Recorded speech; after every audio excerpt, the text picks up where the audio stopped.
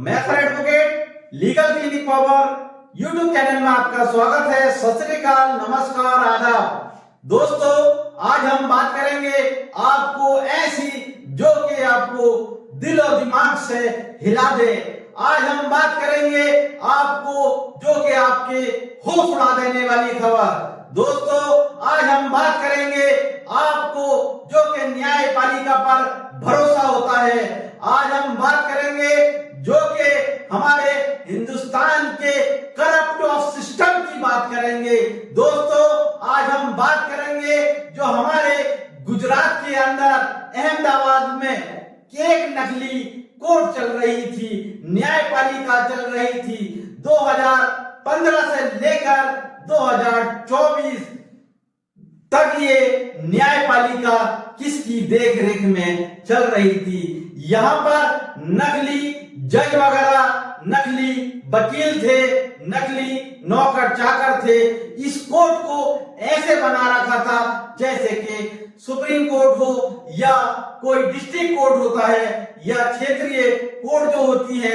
इस तरह से अहमदाबाद के अंदर गांधीनगर में नकली कोर्ट, जिसमें सैमुअल मॉरिस के नाम से एक क्रिश्चियन नाम के एक एडवोकेट थे, 2015 से लेकर आज तक नकली कोर्ट में बैठकर जज का काम कर रहे थे। नकली एडवोकेट थे, नकली सिस्टम था।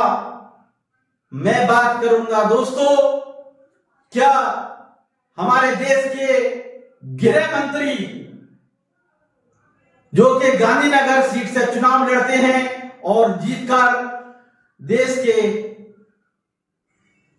गृह मंत्री बनते हैं, अमित शाह जी, क्या उनके क्षेत्र के अंदर 10 साल से लेकर आज तक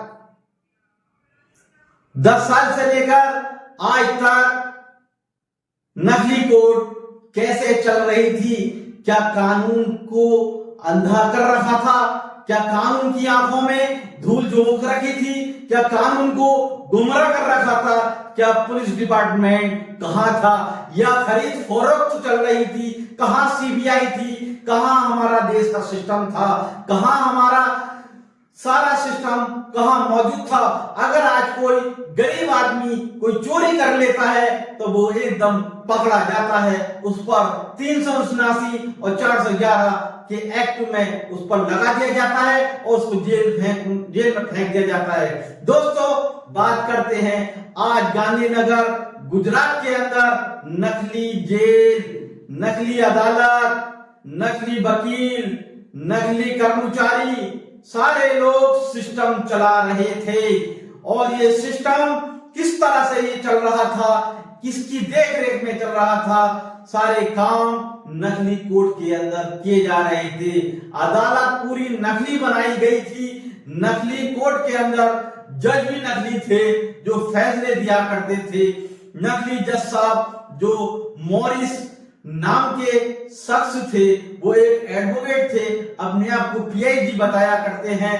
मैं पीएचडी करा हुआ हूं, लेकिन उनके दिमाग में नकली आइडिया कहां से आया? नकली आइडिया जज बनने का। उनके जितने साथी थे जो एडवोकेट थे सब नकली थे, जो कर्मचारी थे वो सब नकली थे।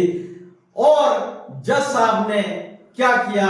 उन्होंने 100 एकड़ जमीन अपने नाम पर करवा ली। 100 एकड़ जमीन जो अरबों खरबों की संपत्ति थी वो सब अपने नाम पे करवा ली। और कहां पकड़े गए? जिस जमीन पर, सरकारी जमीन पर विवाद चल रहा था एसडीएम से, जिलाधिकारी से, वहां पर कहीं पकड़ने में आ चुके थे। जिलाधिकारी ने सोचा ये कौन सी कोर्ट आ गई और ये कौन से जज साहब हैं जो अपने नाम पर ये प्रॉपर्टी करा रहे हैं। तब उन्होंने थाने में जाकर एफआईआर कराई और पुलिस ने जाकर उस क्षेत्र के गांधीनगर थाने के जो क्षेत्र का पुलिस डिपार्टमेंट है जाकर धर दबोचा, वहां पर पकड़कर उनको 14 दिन की रिमांड पर जज साहब के सामने नकली जज साहब को असली जज साहब के सामने पेश किया गया और जज साहब ने 14 दिन की रिमांड पर भेज दिया है। पता चलेगा इस पर्दे के पीछे किसका हाथ है और कौन है, क्या हो रहा है, किसने ये सिस्टम बनाया। 2015 से लेकर 2024 आ चुकी है। 9-10 साल में बहुत कुछ अरबों खरबों की प्रॉपर्टी जज साहब ने अपने नाम पे करा रखी है। दोस्तों, मैं अपनी बात खत्म कर रहा हूं। आपको नई वीडियो की जानकारी चाहिए तो आप हमारी वीडियो को लाइक करें, सब्सक्राइब करें और शेयर करना ना भूलें। जय हिंद, जय भारत। मैं अगली वीडियो में आपको फिर मिलूंगा और नई जानकारी के साथ में।